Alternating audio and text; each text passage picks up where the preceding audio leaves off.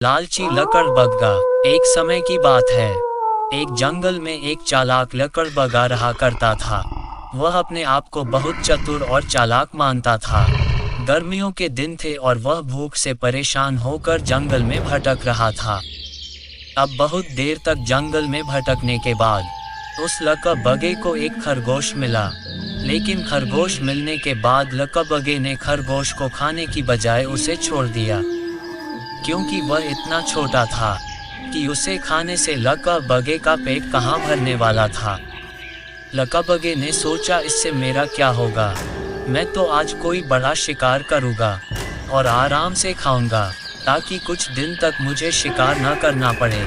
इसके बाद लकड़बग्गा आगे बढ़ा और फिर से जंगल में अपना शिकार खोजने लगा। कुछ देर जंगल में भटकने के बाद उस भूखे लकड़बग्गे को एक हिरण दिखाई दिया। हिरण को देखते ही लकड़बग्गे के मुंह में पानी आ गया और उसने सोचा, अरे वाह, इस हिरण को मारकर मैं 10-20 दिन तो आराम से निकाल लूंगा। लकड़बग्गा जैसे ही हिरण को पकड़ने के लिए उसके पीछे दौड़ने लगा और लकड़बग्गे ने अपनी पूरी ताकत से हिरण का पीछा भी किया, पर हिरण की तेज दौड़ने के कारण वह हिरण लकड़बग्गे की पकड़ में नहीं आया। अब लकड़बग्गा खाने की तलाश में बहुत ही थक चुका था। जब लकड़बग्गे के हाथ हिरण भी नहीं लगा, तब लकड़बग्गा सोचने लगा कि इससे अच्छा होता वह छोटे से खरगोश को ही खा लेता जिसको उसने छोड़ा था। कुछ देर आराम करने के बाद लकड़बग्गा ने सोचा, चलो आज उस खरगोश को मारकर ही अपनी भूख शांत करता हूँ। अब खरगोश को ढूंढने के लिए फिर से लकड़बग्गा जंगल में भटकने लगा। अब जंगल में खरगोश को ढूंढते हुए लकड़बग्गा वहां पहुंचा गया, जहां उसने खरगोश रैबिट को देखा था। लेकिन उस लकड़बग्गे को वहां खरगोश नहीं दिखा। थक हार कर लकड़बग्गे को अपनी गुफा में भूखा ही लौटना पड़ा, जिसके बाद कई दिनों तक लकड़बग्गे को अपनी गुफा में भूखा रहना पड़ा और बहुत दिन बीत जाने के बाद भी उसे कोई शिकार नहीं मिला। कहानी की सीख। उपरोक्त लकड़बग्गे की कहानी से हमें ये शिक्षा मिलती है कि हमें लालच नहीं करना चाहिए। यदि लालच किए बिना आप संतोषी जीवन जीते हैं तो आप सुखी रहते हैं। हिंदी में एक प्रसिद्ध मुहावरा भी है कि लालच बुरी बला। भूतिया पेड़। प्रतापगढ़ नाम के एक राज्य में राजा विनय सिंह का राज हुआ करता था। वो हमेशा अपनी प्रजा के हित में कार्य किया करते थे। वहाँ की प्रजा भी राजा से बहुत खुश रहती थी।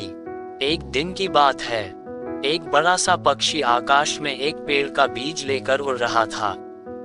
जैसे ही वह पक्षी प्रतापगढ़ राज्य पहुंचा, तो उसके मुंह से अचानक से बीज उस राज्य के बीचों बीच एक गांव में गिर गया।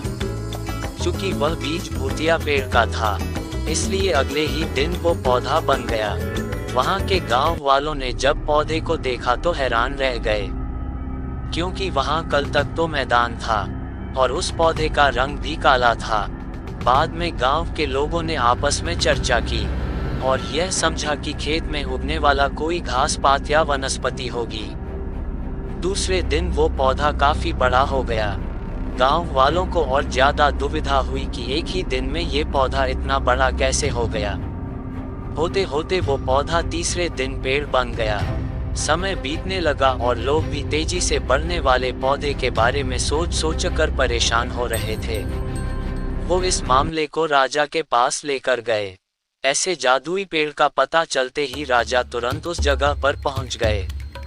राजा को जैसे ही पता चला कि एक काले रंग का पौधा 3 दिन में पेड़ बना है, तो वो भी उस पेड़ को हैरानी से देखने लगे। वह पेड़ वाकई में काफी डरावना लग रहा था।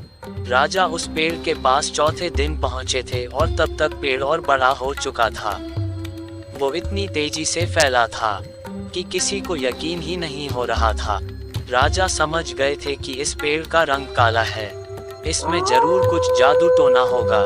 इसी सोच के साथ राजा ने घोषणा कर दी कि जो भी इस पेड़ को खत्म करेगा, उसे वो इनाम के तौर पर 1000 सोने के सिक्के देंगे।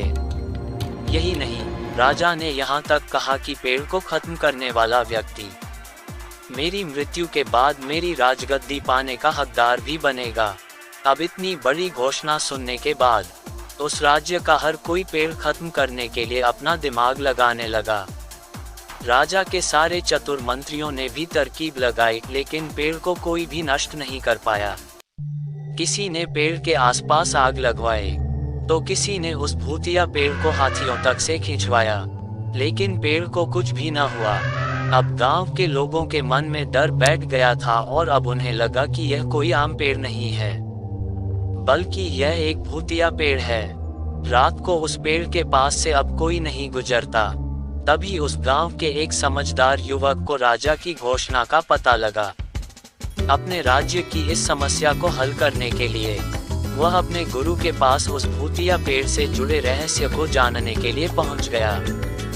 गुरु जी ने अपनी ध्यान की शक्ति को एकत्र करके देखा और उससे पूछा, क्या तुम पेड़ को खत्म करना चाहते हो?